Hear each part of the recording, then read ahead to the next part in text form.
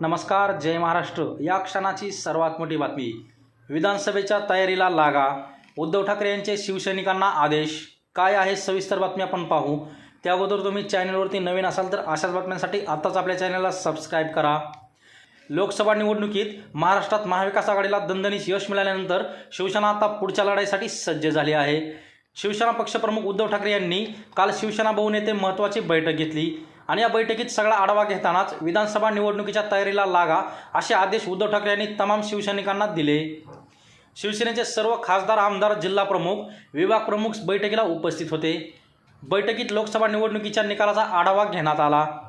जिंकलेल्या जागा आणि हरलेल्या जागा अशा सर्व जागांवरती विस्ताराने चर्चा करण्यात आली। राज्यातील विधानसभेच्या 288 मतदारसंघात संघटना उभारण्याबाबत उद्धव ठाकरे यांनी सूचना केल्या। एखाद्या मतदारसंघात आपण लढू अथवा लढणार नाही, पण त्या मतदारसंघात आपली संघटना भक्कम असली पाहिजे, त्याच दृष्टीने कामाला लागा असे आदेश उद्धव ठाकरे यांनी पदाधिकाऱ्यांना दिले।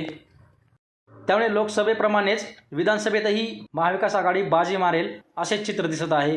तर तुम्हाला काय वाटतं, लोकसभेप्रमाणे विधानसभेतही महाविकास आघाडीच्या जास्त जागा येतील का नाही, आणि महाविकास आघाडीचा मुख्यमंत्री होईल की महायुतीचा मुख्यमंत्री होईल, ते तुमचं मत कमेंट बॉक्समध्ये मांडा। आणि अशाच राजकीय बातम्यांसाठी आताच आपल्या रय्या महाराष्ट्र या यूट्यूब चॅनलला सबस्क्राईब करा।